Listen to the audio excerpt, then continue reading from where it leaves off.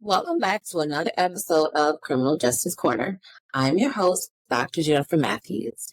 Here at Criminal Justice Corner, we tell you the real details surrounding the case, and just in case you find yourself in the same situation, we give you actionable advice so you can potentially get yourself out. Today, I have with me a very special guest, Enyd Scott. Enyd was involved in a real life situation with Narsell Love, and she's going to tell us all the real details surrounding that case. But before we dive in, Enyd, can you tell us a little bit about yourself?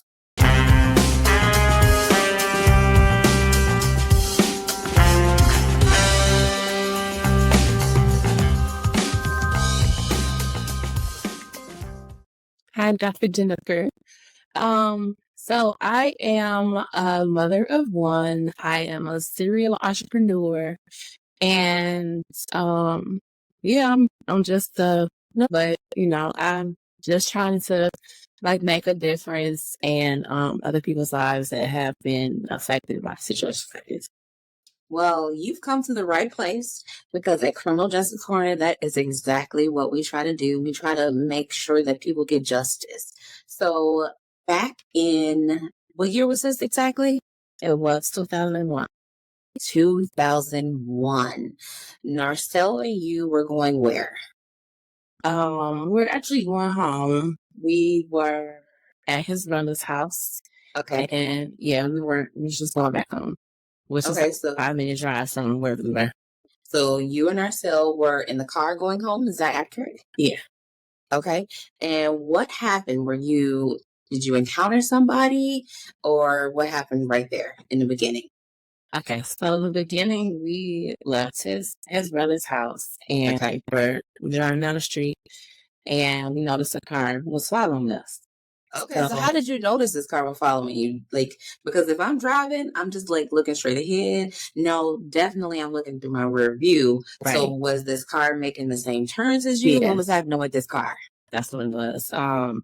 So he knew, we both knew what her car looked like. Okay. Because we knew the person. So, okay. Yeah, we knew what her car looked like, and I made a turn. So you were driving? Yeah, I was driving. So I'm going to turn on a major street, but it was just the kind of town was just nobody else would be behind me. And the next car behind me ended up making that same turn. And it was wait a minute, and it just caught my attention. Okay, so you're turning down the street that should nobody else turn down the street, let's say, unless they live there, and especially not a car that you recognize that was maybe a trouble car. You've had trouble out of this car previously. Man. Okay. And so the owner of this car, was she a scorned lover? Who is this woman? So this was Narsell, which was my boyfriend, technically fiancé, and my child's father. It was his ex-girlfriend and his child's mother. So this was his first child's mother. Is that accurate? Okay. So this was his first child's mother, and had he had trouble with her in the past? Is that accurate to say? I wouldn't necessarily say trouble. They had they had a relationship like exes, They were trying to co-parent. It wasn't very successful, but it wasn't I wouldn't tumultuous. Right. You wouldn't call it trouble. You wouldn't call it tumultuous. You would just say co-parenting relationship that wasn't amicable. Right. Because they were both young, so it was expected. So at this time, 2001, Narsell was 19. Is that accurate? Yeah. And how old was the mother? I believe she was 20. 20? Okay, so that's very young. Yeah. You're still maturing at those ages. Yeah. Okay. So you guys are driving down the street and just so happened, and her name is Miss Redmond. Is that accurate? Yes. Okay, so she's driving behind you guys miraculously, because who knew that she would be driving down the same street at the same time? So she's driving down the street, you guys are driving down the street, and she's following you guys. Then what happens? Then I speed up because I'm trying to just use her. And she speeds up, so we enter into the chase is on now. Yeah. Okay. And keep in mind, it was a bad decision on both parts because I was 8 months pregnant at the time. Oh my word!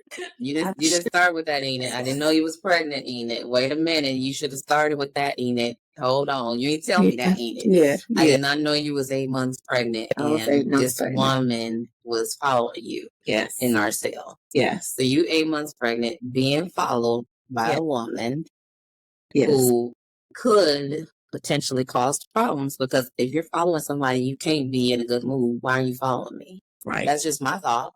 Right. If somebody following me, that don't, to me, I'm not thinking you got the best of intentions. Because let's just take, for example, if the police are following me, I'm not gonna think they got the best of intentions. They're trying to pull me over for some kind of reason. Right. Yeah. So that's my thought process in that. So a person following you, you're 8 months pregnant. What's going through your mind in that moment? I'm just thinking she just wants to do the typical baby mama drama type of stuff. Okay. And that looks like jacking out, in my opinion. What does that look like to you? Yeah, just arguing with him, maybe a slap or something at the host. Okay. Okay. Get in his face. Yeah. Okay. Okay. That's all I had in mind. Okay, so maybe she want to get in his face, maybe she want to slap him. So you like, I don't want this drama. I'm gonna speed up and try to lose it. Yeah. Okay. So what happens then? That did not work. She was right behind us. And then I noticed him like ducking down in his seat. Looking like passenger seat. He was ducking down. And I was looking at him like, why are you ducking? Like, what's going on? But he looks frightened. Was there any conversation between you and him while this is happening? Did you say like, that's her? Was he saying that's her? What was your conversation like, if any? He was just saying that, she's not gonna stop. She enjoys this type of behavior or whatever. And then that basically was it. I was the one I was talking, like, what's wrong with her? Why is she following us? And you're nervous. You're 8 months pregnant. You're like, what is going on? What have I gotten myself into? What can I do to avoid this? Right. That's what you're thinking as a mom, a soon-to-be mom. Okay. So then what? Then we run out of gas. No, Enyd, you was not a pregnant mom. And you ran out of gas, Enyd. Yeah. No, you didn't. Don't tell me during this high-speed chase, Enyd, you done ran out of gas. We ran out of gas. So please, Enyd. We ended up at the gas station. So it's just like, okay, it's over with. The confrontation is not happening. It's inevitable at this moment, is what you're thinking. And that's what he's thinking. Exactly. Okay, now what, Enyd? Tell me everything. So I was gonna get out the car and pay for the gas at the pump, but my door just something happened. I couldn't. It was like jammed or whatever, so I couldn't get. How did that happen? Was it hitting like the gas pump, or a lot of times they have barriers? Was it hitting the barrier at the pump? What was happening? Like everything was just real crazy. Like the car, it was an old school, right? It's his brother's car. It was an old school. So you're driving his brother's car too? Was it your car? No, it was his brother's car. Oh my gosh, Enyd. It was his brother's car. But his brother let him use it or whatever. Well, yeah, of course, he didn't steal it, and then we know that. So he lets you guys use the car, and then all of a sudden the door does not open. All right. And then on top of that, I couldn't find my debit card either. So Enyd, what is going on? It was just, I don't know, it was just a whole bunch of just crazy stuff that night. So you couldn't pay for the car. I'm sorry, you couldn't pay for the gas. You couldn't get out the car. So Narsell had to get out the car. He had to go pay for the gas. This car is following you into the gas station with the unexpected behavior from this baby mom behind you guys. Then what happened? So he walked to like the door of the gas station to go pay for the gas, and she pulls in and she hits him with her car. No, he gets hit by her car? Yeah, but so she mows him down. No. Okay, so she technically hits him, but because there wasn't a lot of space between the car that was parked at the pump and the gas station, she kind of like she had to slow down in order to get through. So she hit him, but it wasn't like a real hard contact. So he rolls over the hood of the car that's parked at the pump, and then we're both thinking, I can see it in his face, that okay, now it's over. But she's shooting at him while wait a minute. Yeah, she's shooting at him while he's rolling over the live in the car. But again, wait a minute. When he like rolls over the hood and he like hides on the side of the car that was parked there, you know, we're thinking like he said she's just gonna keep on driving. And she does not keep on driving. So slow this down for me, Enyd. He gets out, he's walking towards the gas station door, but he doesn't make it there. She pulls into the gas station, hits him with her car, rolls down her window as he's rolling over the hood of her car and is shooting at him. Mm-hmm. Is that accurate? Yes. And you're witnessing this whole thing? Yes. Yeah. So it's like there's a like gas pumps right by the door, and then there were gas pumps like, you know, on the other side. It was another row of gas pumps, and I was at the other row of the That's a lot. Yeah, it's a lot. That's a lot. But it's me over yet. It's more. There's more? Yeah, there's more. What happened? So after she pulls up, she gets out of the car, and then she stands over him, and then until he's just gone. And she stood there for a couple of seconds. It felt like a very, very, very long time. I'm sure it wasn't that long. And she just stood over him to make sure that he was dead, I guess. Because he was shot, like, I think 5 times. And he was shot in the head, too. So she emptied the clip on him. Because clearly she missed a few times and she only hit him 5 times. So she emptied the clip, is what you're saying. Well, I wasn't finished. I know he was hit 5 times. I don't know how many times she shot, but he was hit 5 times. What is going through your mind in this moment? I was terrified, but I was still hopeful. I think I was still more delusional like a hearing. You were hoping that he didn't die? Yeah.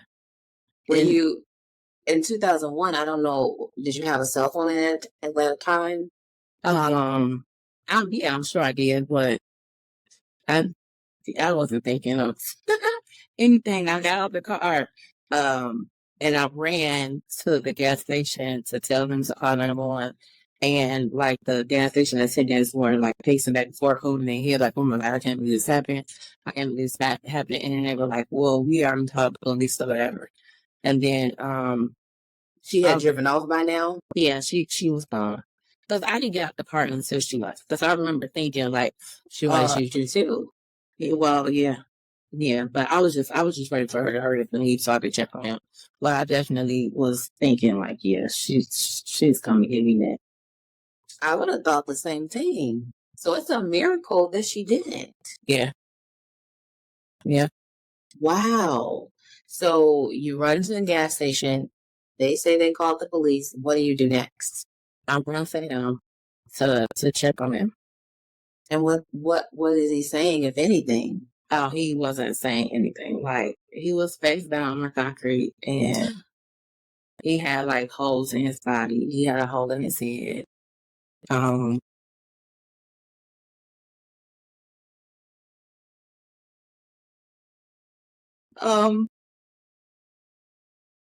His brain feel like with a coffee. Oh my gosh. Yeah, it was hard to see. You had to witness all of this 8 months pregnant. Mm-hmm. Yep. How long did it take for police and ambulance to arrive? Well, I want to say I am very appreciative of the Evanston Police and Fire Department because the police were there and they were very, very swift. And the ambulance, it felt like it took a long time, but I'm sure it just felt like that to me. But I got there pretty quickly. What were the police saying when they arrived or trying to do? Were they trying to do anything? Oh yeah, they wanted to know like what was going on. They were asking a lot of questions. Just like it was like it's a hurt. So like stuff like this doesn't happen often. Not at all. But I mean they were kind of rude to me. I ain't gonna lie. Did they think you were a suspect in that moment? They just were. They were trying to figure out what was happening. So it wasn't a lot of compassion as far as like I was concerned. Okay. But was it compassion for Narsell in that moment? I think it was, because they were like, it was shocking to everybody. You know, especially the fact that she was like shooting like openly at the gas station. I was just going to say that too, because she could have blew up everybody. She could have, yeah. She could have blew up the gas station attendants. She could have blew up everybody, whoever else was there getting gas. She could have leveled the place. Yep. With herself there too. She could have killed everybody and in the vicinity. In the car too. No, she did not have her son in the car. She did. Which would have also been Narsell's son. So Narsell's son witnessed. No, he was only one. He was only one, so he didn't really witness him. Was he asleep? I don't know, but I'm sure if he technically witnessed it, I'm sure it's something he might not remember. But just being there, it could cause trauma. Yeah, I don't know. We weren't in the car, so we don't know. But just the fact of being in the car when your father was gunned down has to be a lot to carry. Yeah, knowing that. Exactly, by your own mom. That has to be a lot to carry as a child, as a young boy, to grow up without a father and know that your mom is the cause of that. So, emergency services arrive. Then what happened? So they work on him for a few minutes. And then I guess when they can't get him like as stable as they possibly could, and they rush him to the emergency room. And then what happens? Is he pronounced at the hospital? No. So I needed to go to the police station. So I don't know exactly what happened to him right after. I had to go to the police station for questioning. And then they were like updating me on his condition. At that time, they told me that he had a 10% chance of living. But still, I'm delusional because I'm like 10% something. He's not dead yet. So guess what, Enyd? I'm with you. I'm like, okay, this is promising. I'm with you, Enyd. I'm here with you. I'm like, okay, if I was your friend Nemo, I'm like, girl, he can fight. That'd have been me. I'm the cheerleader of all cheerleaders. I'd have been like, Enyd, he could make you, girl. He's strong. 10% is something. They didn't say 0, girl. Exactly. We got this. We gonna pray. That would have been me as your friend in that moment. So I'm with you. We'd have been delusional together, okay? It's okay. It's okay. Guess what? Faith of a mustard seed. Yeah. That's what I would say. It's okay. You had the right mindset, if you ask me. Yeah, well, you had to have something. Yeah. So then what happens? You're at the police station. They're updating you. Then what happens? So then my mom takes me to the hospital because obviously I have to go see what's going on with him. Absolutely. They take me to the room where his family is, and his family is questioning what happened with that. Yeah, they want to know everything. Okay. Yeah. And then they allowed me to go upstairs to see him. And it was even more traumatizing because they had him in bed and he had tubes everywhere. He had like a bandage over his forehead because, he was shot in the head. So like he was swollen and he looked bad. So that was, he didn't look like himself anymore. No, he didn't. Okay. But he gave them night. And then we went back in the morning. See, you know why he made it through the night, Enyd? Your tape. He did. He did. And then what happened? So then the next day, and the doctors were just saying that because he was so young, his heart was still like strong. See there? But he was brain dead. So they asked his mom about organ donation. And then she was like very understanding, and she donated his organs. So his death saved some lives. What else happened?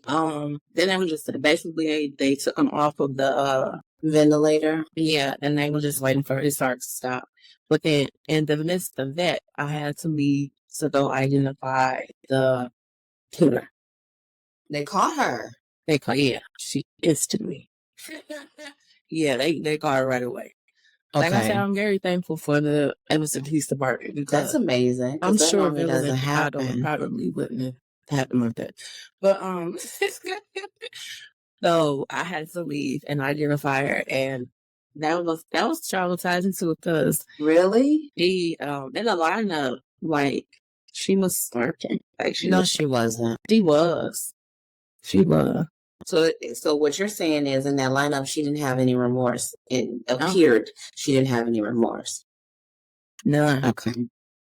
So then I had to, when I left the police station, I went back to the hospital, and by the time that I got back, they had already announced him dead. So I missed that to go watch her laugh about the fact that she killed him. So that was hard. So that had to be devastating. Yeah. But honestly, you did the right thing because she needed to be behind bars. And I'm sure that waited more for him to get justice by putting her behind bars. Yeah. Because we couldn't have her running around here. Right. The justice is what is more for him and his family versus her being loose out on the streets.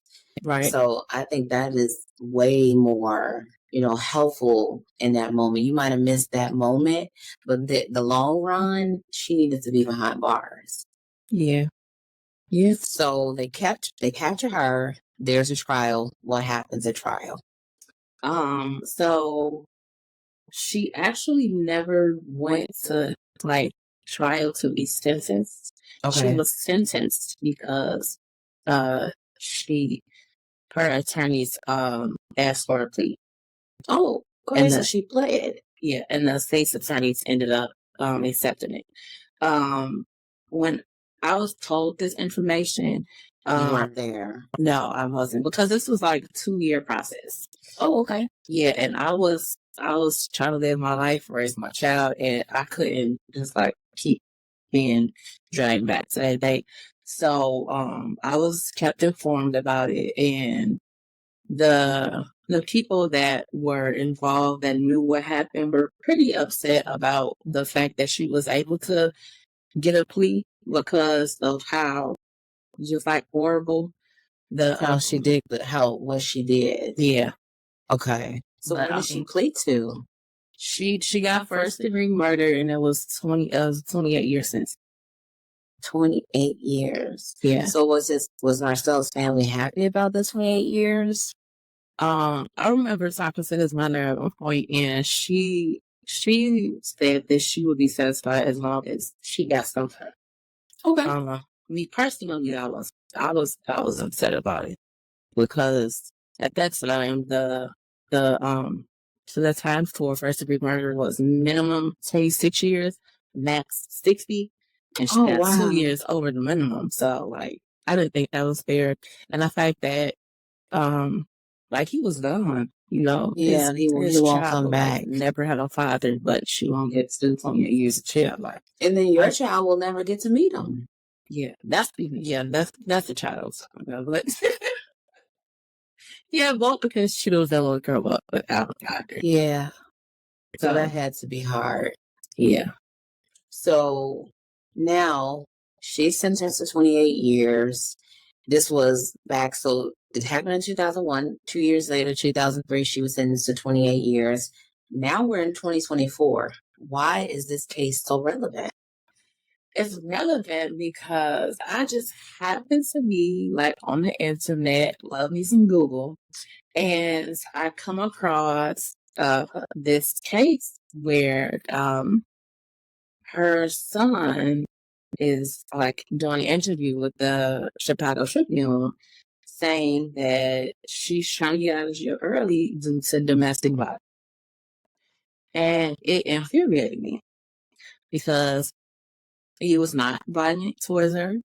And she also does not deserve to go to jail. So yeah, it's terrible that she still doesn't feel remorseful, in my opinion, because why lie on the person that you murdered to, to trying to get out of jail. Not only that, you were there, and her son at the time was 1 year old. How can he testify to domestic violence? Well, in the article, it says he just he just found out about the domestic violence piece, I guess because his family was trying to protect him from it. But in reality, it was a law made about, being able to defend yourself from domestic violence. So she's just grasping his jaws, trying to get out of jail. And then they just make a lie about him. So she's adapting her story to the new laws that were generated so that she can get out of jail early. Yes, but that's what it looked like in the article. So no remorse, no reform after all these years. Right. After gunning down an innocent man, an unarmed man, I was alleged battered woman. Let me out. And let's walk that for a moment for the sake of this conversation. Let's say that. Let's say Ms. Redmond was allegedly battered. Let's say that. In that moment, she was not being battered. Exactly. So where was the self-defense? Exactly. You hit him with your car as he was walking into a gas station. Yeah. So where is the self-defense if he was battering you? Because as I understand it to be, self-defense of a battery has to be in that moment. Not 5 years ago, not 2 days ago, not an hour ago. Right. So where is this defense lying? Right. I'm confused. Right. It's a lie. So we're going to call a spade, because we're all about justice here at Criminal Justice Corner. And we're going to call a spade. And if you're alleging this to be accurate, where is the self-defense in your action? Right. Because I'm not seeing them. You were there. It was no self-defense. Like it's, and for me, I feel like it's an insult to him as memory, but it's also an insult to people that are actually victims of domestic violence. Because now, when people lie about it, when people are actually violated, then people have a hard time believing them. Absolutely, because there are men and women out there being abused. I would never take anything from them.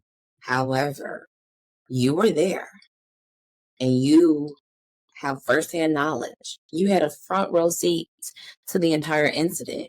Mm-hmm. There was no battering being done to anyone but Narsell in that moment. Right. Yeah. What are we talking about here? Let's be clear. So, I don't see it. So, her son has the right to have his opinion, and I can respect that, but it doesn't mean that it's accurate. Right. He was not there. You were. And that's going to be my position. Yeah. But I think that the fact that it was put in a newspaper, like I hope that that has any like weight on any future decisions regarding her imprisonment, because like it shouldn't. I hope it doesn't though. I do know that they have a sentencing date coming up, and I'm sorry, not a sentencing date. A hearing date coming up in July. So hopefully they'll be able to take into account other people's firsthand accounts, if you will, so that her voice is not the only voice heard in that moment. That would be my hope. Because that's all we can do is try to get justice for Narsell still to this day in 2024. That's all that we can do is try. Now, is there anything that you and his family are doing in his memory? Well, yes. I created a nonprofit. It's called the Red Community Organization, and it is is to help the effects of help those that were affected by the violence. We unfortunately, me and my daughter have like firsthand effects of the loss of a person, and it just affects more than just the person that was murdered, you know. And so we wanted to do something positive in his memory. So the first thing we are doing is we're creating a memorial wall on social media. Okay. So anyone that wants to have their loved one memorialized in a positive way can submit a form to our organization, and then they can have their loved ones featured, the real story about, what happened to them. Okay. Some positive things about the person, so we don't focus so much on the death, but the positive things about their lives, and it could just have a positive memory out there about their love. Now, if somebody wants to have their loved one featured, how can they reach out to you? So we are on Facebook, Instagram, and TikTok under Red COORG. So Red COORG. Yep. Okay. So it's a great community organization, but it's it's all church. You got to shorten it so people can remember. So Red RED COORG. Yep. Okay, and that's how they can reach you, so they can get in touch with you guys, have their loved one memorialized, or even donate if they want to. Yep. Awesome. I think that's super awesome that you guys are doing something positive that came out of a negative originally. Yeah. I think that's a good way to put a positive spin on it. Yeah. Now, always with my listeners, we always have to find a good takeaway. If we find ourselves in a similar situation, meaning in this particular situation, a co-parenting situation that is not amicable, what would be your advice to somebody like that, a man or a woman? What would be your advice to them? Well, so I have a lot of insight in this situation, to be honest. Yes, you do. So I'll make it quick. Okay. First, I want to say that be clear with your communication with people. I'm not saying that he wasn't, but no, definitely not. Like lovers scorn can they can go there. So be clear in your communication with the person you're not interested in them.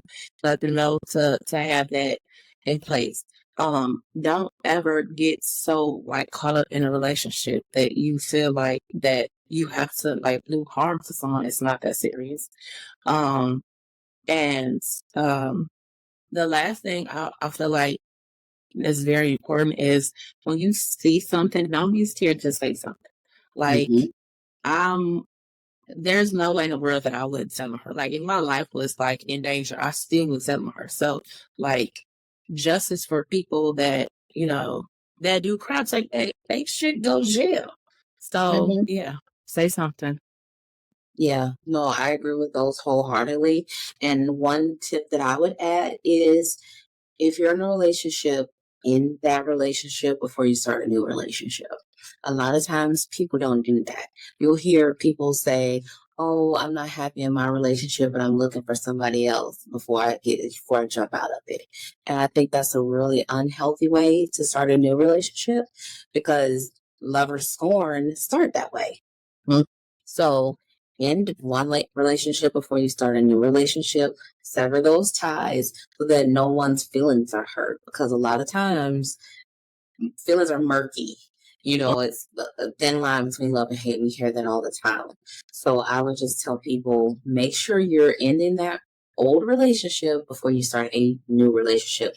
Even if you think you guys might get back together one day, just make sure you're telling the old person, we're not together today. It might be Monday and you might get back together on Friday, but make sure on Monday they know you're not together.